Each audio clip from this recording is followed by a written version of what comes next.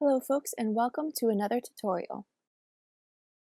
To start off our tools and materials, we have 18 gauge solid brass wire.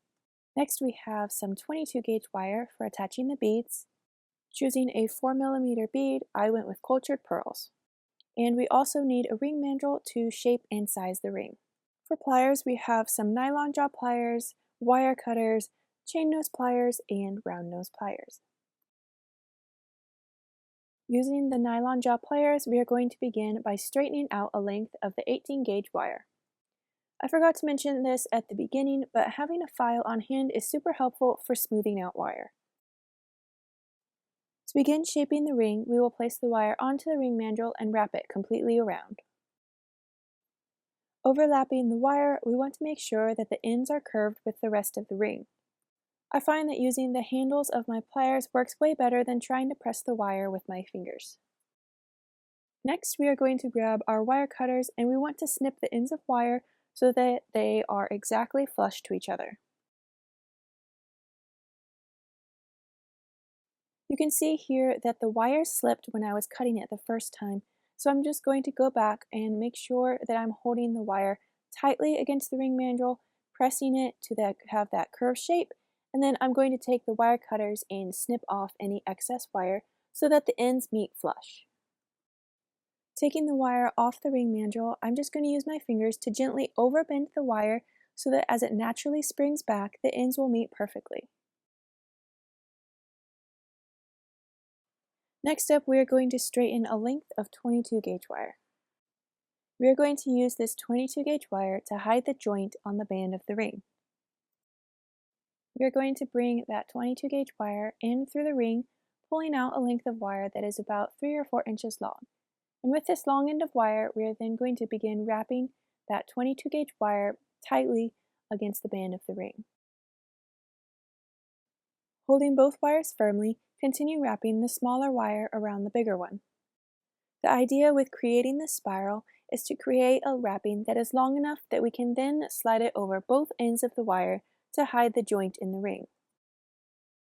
I wrapped the wire around until I had a length of wrapping that was about 1 centimeter or 1/4 of an inch long. Using the chain nose pliers, I pressed both sides of the wrap together so that there are no gaps in between the wire.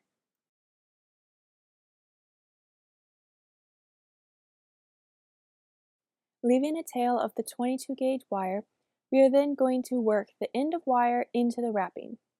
Once we have pressed the end of wire into the spiral, we are then going to continue wrapping the 22 gauge wire down the ring so that the end of wire is secured within the wrap. Then using our chain nose pliers, we are going to press the end of the 22 gauge wire securely against the band of the ring. And also using our pliers to press the wrapping together end to end so that there are no spaces in between the wire. With the wire secure, we will then snip off the excess wire with our wire cutters and flatten down the end of wire with our chain nose pliers.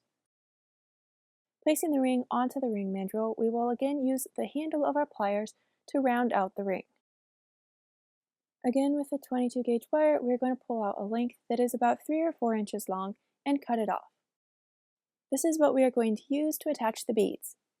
We are going to wrap this wire onto the ring next to the wrapping that is already there. Holding the wire firmly, we are going to wrap that short end of the wire down and around away from the spiral.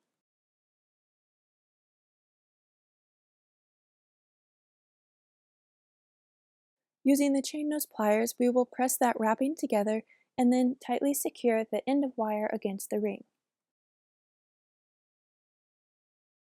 Now that we have anchored this wire, we can begin adding the beads. Bringing the bead down against the ring, we are then going to adjust the wire so that the bead lays flat against the ring. We can just use our fingers to bend and adjust the wire. With our bead seated on the ring, we are going to take our wire and continue wrapping it in the same direction. Taking the wire, we are going to bring it down through the center of the ring and then bring it up, wrapping that wire tightly against the band of the ring to secure the bead onto the wire.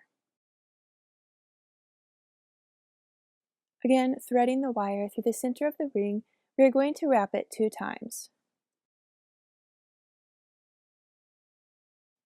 Once we have wrapped the wire the second time, we can bring the end up and add the next bead. We are going to repeat this process with the second bead, adjusting the wire so that the bead can sit against the ring, and then bringing the wire around, wrapping it 2 times before we add the next bead. Holding the beads firmly in place with one hand, wrap that wire tightly around with the other. After adding the last bead, we can then finish off the wrapping. We're going to wrap the wire so that it continues the spiral that is on the band of the ring. Again, holding the beads firmly in place as you wrap the wire. We will stop wrapping this wire when it matches the spiral on the other end and use our wire snips to cut off any extra wire. After clipping off the excess wire, we can then use our chain nose pliers to tighten down that end.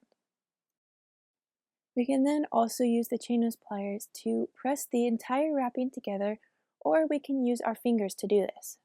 Also, if we need to, adjust the beads so that they are centered over the top of the ring. And then testing with our fingers if there are any rough spots, we can smooth them out with the file. Great work! You have completed the ring. Thanks for watching, and I'll catch you next time.